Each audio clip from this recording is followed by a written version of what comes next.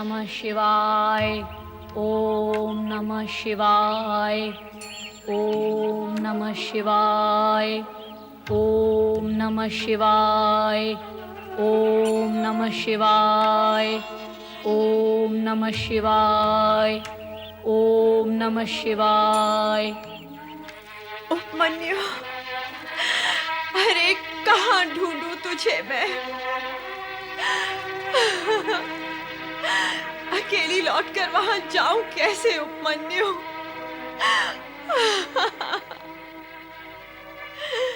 अरे वहां ना जाऊं तो फिर कहाँ जाऊं? उपमन्यु! ओम नमः शिवाय। ओम नमः शिवाय।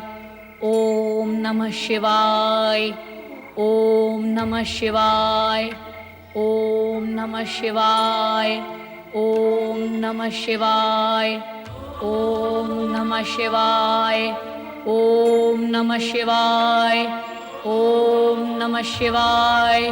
ओम नमः शिवाय। ओम नमः शिवाय। ओम नमः शिवाय। ओम नमः शिवाय। ये तो किसी बालक की पुकार है स्वामी। हाँ, बालक ही है। वो आपको पुकार रहा है।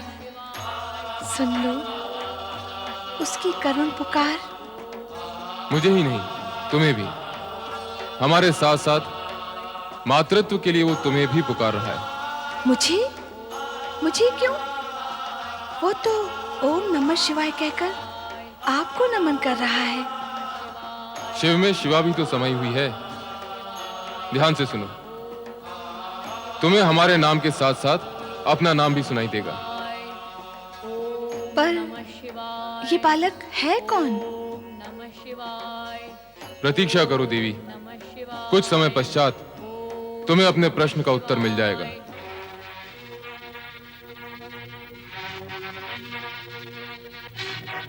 क्यों री? तू तो अपने पुत्र को लेने गई थी, फिर अकेली क्यों चली आई? हाँ? तेरा चोर बेटा अब वापस आएगा? हाँ? गाय के थन में मुंह लगा के कहीं पे दूध पी रहा होगा। नहीं, वो गया तो जा, अब तू भी चली जा। चल, निकल जा यहाँ से। अरे तारा, निकल कर कहाँ जाएगी मेरी बहन? कहीं भी जाए, हमें उससे क्या? एक तो इसका पुत्र उपमन्यु कहीं चला गया, वो उसी दुख में दुखी है। दूसरा तुम उसे निकालोगी तो स्थिति क्या होगी इसकी? तुम्हें इसकी और इसके पुत्र की बड़ी चिंता है, मेरी काली गाय की नहीं। उसका कोई दुख नहीं। तारा, गाय तो मूल्य देकर भी मिल जाएगी, पर क्या पुत्र मूल्य देकर भी मिलते हैं? मेरी बहन कहीं नहीं जाएगी, वो यहीं रहेगी। भूले भटके से जिस दिन भी इसका पुत्र मिल जाएगा, उस दिन से ये यहाँ नहीं रहेगी, समझे? हाँ? तारा! भैया, उपमन्यु। ओम नमः शिवाय। ओम नमः शिवाय। ओम नमः शिवाय। ओम नमः शिवाय। ओम नमः शिवाय। ओम नमः शिवाय। ओम नमः शिवाय। ओम नमः शिवाय। ओम नमः शिवाय। ओम नमः शिवाय। ऋषि व्याघ्रपाद का पुत्र उपमन्यु नमः शिवाय। शिव आराधना में निमग्न है। ओम नमः शिवाय।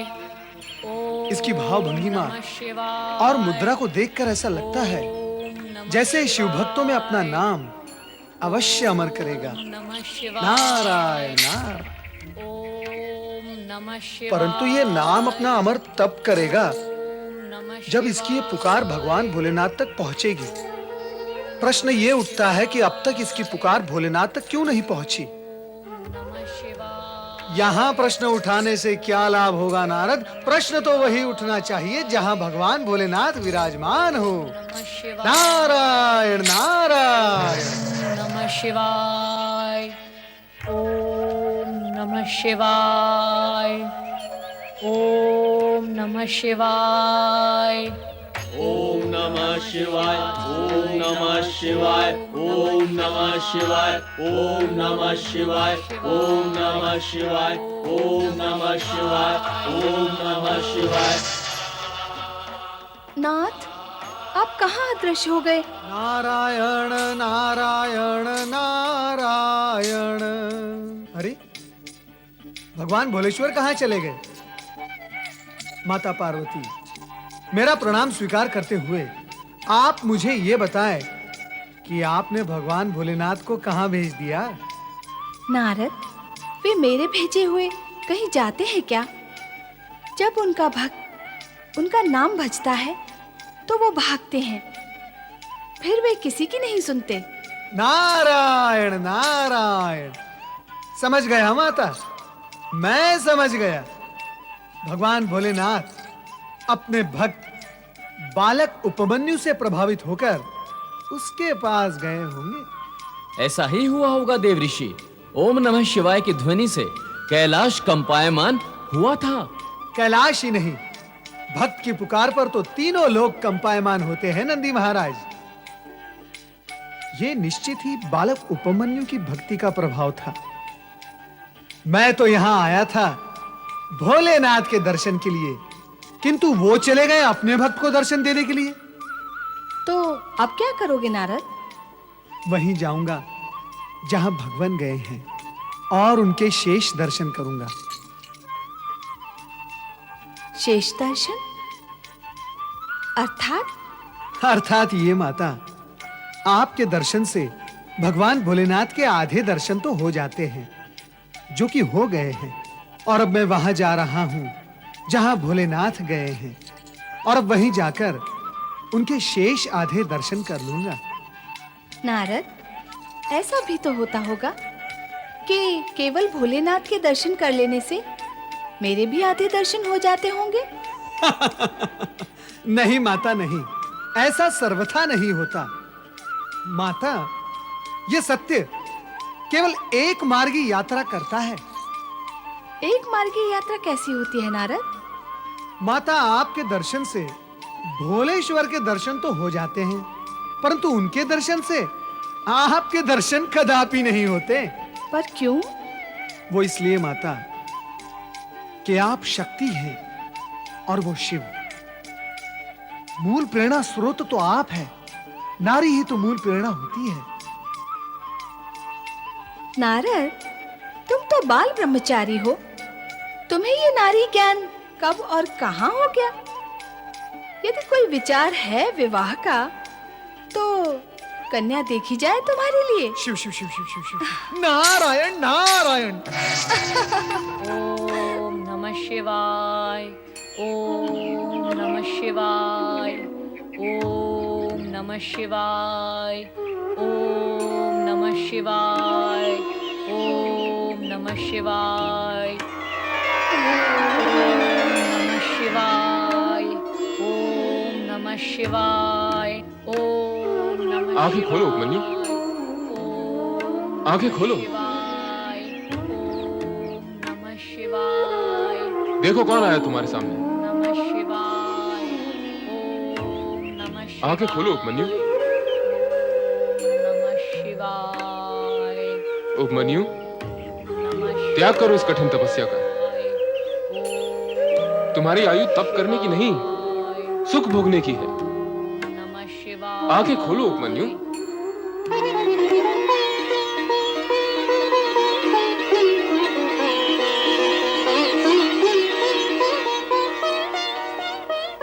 प्रिय उपमन्यु, मैं तुम्हारी दरिद्रता दूर करने आया हूं, तुम्हें स्वर्ग का सुख प्रदान करने आया हूं। ऐसा सुख जिसकी तुमने कभी स्वप्न में भी कल्पना नहीं की होगी। आप स्वर्ग के राजा इंद्र महाराज हैं?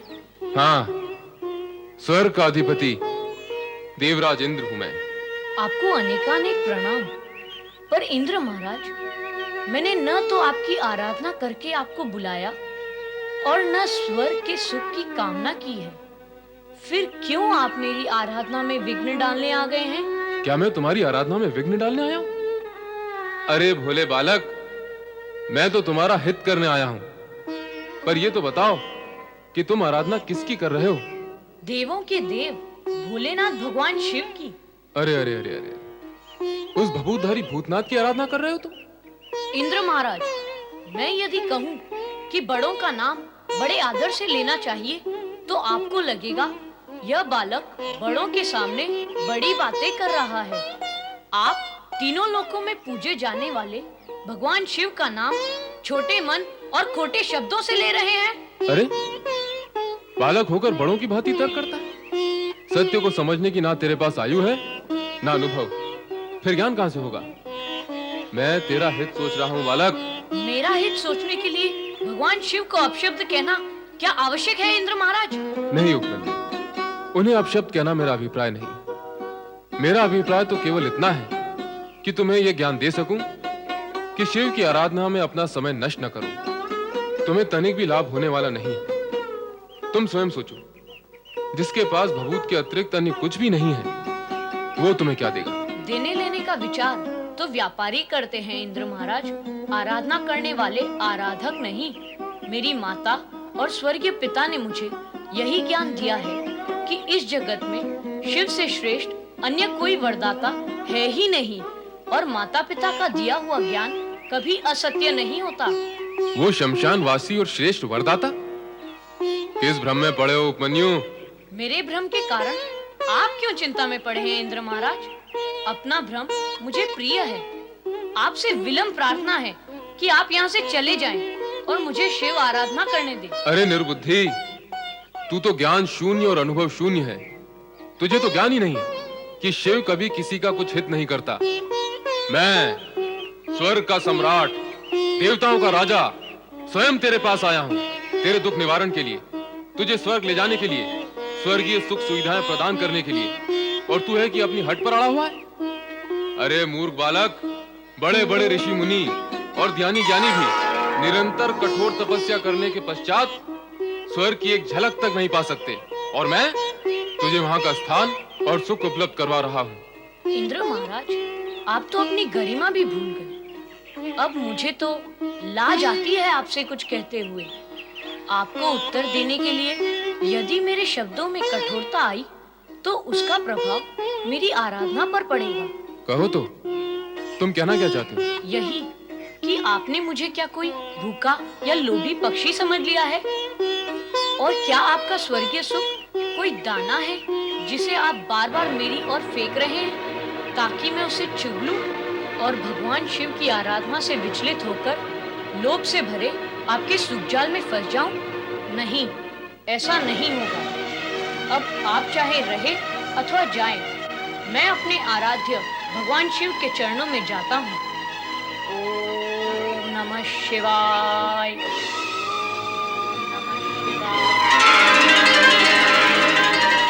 ये क्या? शिवजी ने देवराज इंद्र का रूप धारण कर रखा है। अब देवराज इंद्र की कुशल नहीं, मुझे तुरंत जाकर देवराज इंद्र को सावधान करना होगा। चलो नारद। नारायण नारायण नारायण नारायण नारायण, श्रीमन नारायण नारायण नारायण। मन तो वाणी को प्रेरित कर रहा है कि कहूँ कल्याण भव, किंतु आत्मा का संकेत है कि मिथ्याचरण करके सत्य को प्रकट करना पाप है। क्या कुछ अनिष्ट की आशंका है देव ऋषि? भोग के पश्चात रोग के होने की आशंका ही नहीं रह जाती। रोग का होना यह निश्चित सत्य है, और ये सत्य आप भी जानते हैं देवगुरु। आपका संकेत हमारे। संकोच न करे देवराज। मेरा अभिप्राय आपकी ऐश्वर्यपूर्ण और सौभाग्यपूर्ण जीवन शैली से ही है। मैं तो आपको और समस्त देवगण को बधाई देना चाहता हूँ कि विधाता ने आपको कैसा विलासपूर्ण जीवन प्रदान किया है। स्वर्ग का संपूर्ण सुख, सौंदर्य और यौन यहाँ उन्माद है। गीत, संगीत और नृत्य की मादकता यहाँ है। क्या कुछ नहीं, यहाँ सब कुछ है। ये सब तो भोग के साधन है देवर्षि, परंतु आप तो रोग की चर्चा कर रहे थे। हाँ देवराज, भोगी जब तक भोगों को भोगता है तब तक रोग आपस में चर्चा करते हुए भोगियों के समीप आ ही पहुंचते हैं। नारायण नारायण। देवर्षि, आपकी वाणी में व्यंग का भार अनुभव हो रहा है। अभी तक आपको अनुभव ही हो रहा है, क्या नहीं हुआ? देवराज, आप यहाँ विलास में डूबे हुए हैं और वहाँ आपके स्वर्ग पर अधिकार करने का आयोजन हो रहा है। आप किसके विषय में कह रहे हैं देवर्षि? अब क्या बताऊं, और ना बताऊं तो क्यों ना बताऊं? सोचता हूं बता ही दूं, पर क्यों बताऊं? और बताऊं भी तो कैसे बताऊं? बताओ। सदा बताते हैं, वैसे बताएं। सदा जब बताता रहा हूं तो विषय के केंद्र में कोई न कोई असुर अवश्य होता था, पर इस बार क्या कोई मानव है? अरे देवराज, मानव होता तो चिंता न होती। कैसे बताओ देवराज? तो क्या कोई ऋषि मुनि तपस्वी है? देवराज, ऋषि मुनि और तपस्वी आपकी कूटनीति के समक्ष कहां टिक पाए हैं? उन सबके पास तो आपने अप्सराएं भेजकर उनका तप खंडित कर डाला है। नारायण नारायण। दानव नहीं, मानव नहीं, ऋषि मुनि तपस्वी भी नहीं, तो फिर कौन है देवर्षि? कौन है वो जो इस स्वर्ग पर अधिकार करना चाहता है? देवताओं के होने का तो प्रश्न ही नहीं उठता। बताओ, क्यों नहीं? वो इसलिए क्योंकि देवताओं को तो स्वर्ग प्राप्त ही है। नारायण नारायण।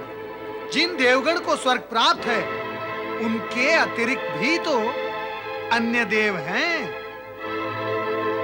फिर तो त्रिदेव ही हैं। ब्रह्मा, विष्णु और महेश।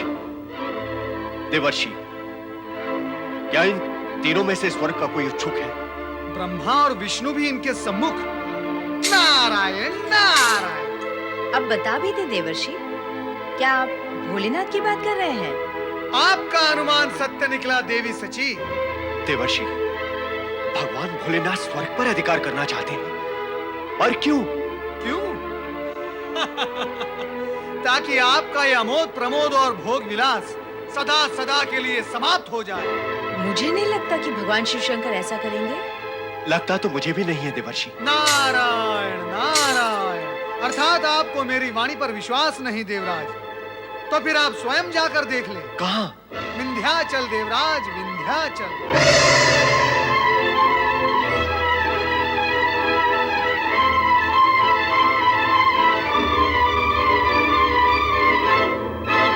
गुरुदेव, ये क्या अनिष्ट होने जा रहा है? देवराज, अवश्य आपसे भूल हो गई है। आपको शीघ्र ही भोलेनाथ के पास जाकर उनसे क्षमा याचना मांगनी चाहिए। यह तो अटल सत्य है कि देव ऋषि कभी असत्य भाषण नहीं करेंगे।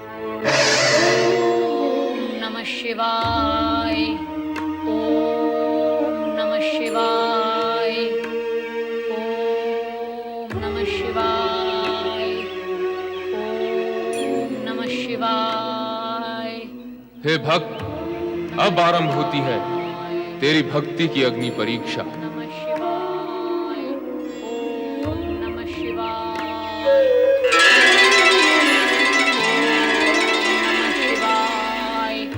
ओम नमः शिवाय। अब भी समय है रे अज्ञानी, मान ले मेरी बात, त्याग दे शिव का विचार। नहीं, प्राण त्याग सकता हूँ, किंतु भगवान शिव का विचार और भक्ति नहीं त्याग सकता। भोलेनाथ मेरे वेश में, हाथ में गदा, वस्त्र भी मेरे ही जैसे, क्या कारण हो सकता है इसका? अंतिम बार विचार कर ले अज्ञानी बालक, मैं तुझे स्वर्ग का स्वामी बना सकता हूं।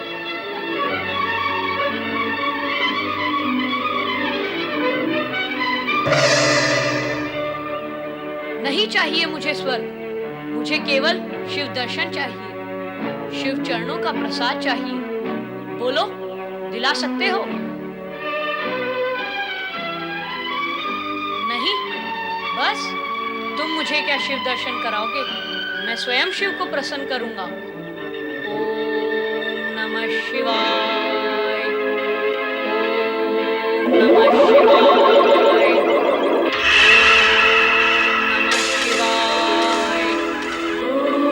ओम नमः शिवाय, ओम नमः शिवाय, ओम नमः शिवाय, ओम नमः शिवाय, ओम नमः शिवाय, ओम नमः शिवाय, ओम शिवाय, ओम नमः शिवाय, ओम नमः शिवाय, ओम नमः शिवाय, ओम नमः शिवाय, ओम नमः शिवाय, ओम नमः शिवाय, ओम नमः शिवाय, ओम नमः शिवाय, ओम नमः शिवाय, ओम नमः शिवाय, ओम नमः शिवाय।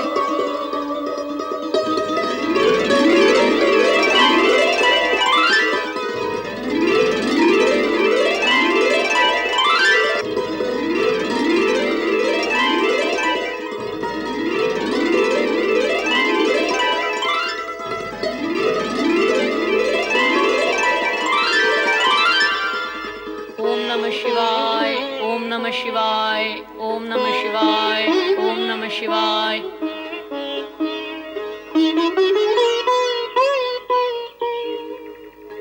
ओम नमः शिवाय, ओम नमः शिवाय, ओम नमः शिवाय, ओम नमः शिवाय, ओम नमः शिवाय, ओम नमः शिवाय, ओम नमः शिवाय, ओम नमः शिवाय, ओम नमः शिवाय। माता पार्वती,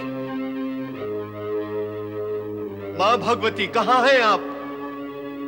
मेरा कष्ट दूर करे माँ भवानी, मेरा कष्ट दूर करे।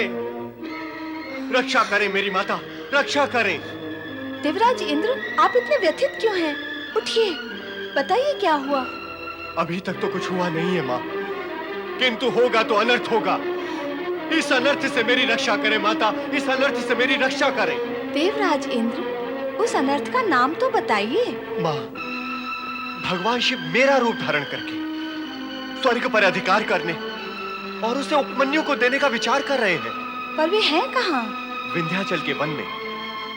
वहां वे उस शिव भक्त बालक पर क्रोधित और कृपालु एक साथ हो रहे हैं। बालक पर? हाँ। सर्वथा असंभव। भोलेनाथ शिव भक्त बालक पर क्रोधित हो ही नहीं सकते।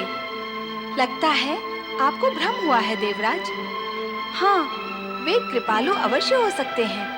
भ्रम का प्रश्न ही नहीं उठता है माता। स्वयं देवऋषि नारद ने मुझे बताया कि भगवान शिव शंकर ने स्वर्ग पर अधिकार करने का निश्चय कर लिया है। माता, आप चलकर उन्हें समझाएं कि वो मुझ पर दया करें। चले माता। चलना ही होगा। माँ, आपको मेरी रक्षा करने के लिए कृपा करनी ही होगी। विलंब न करें। चले माता।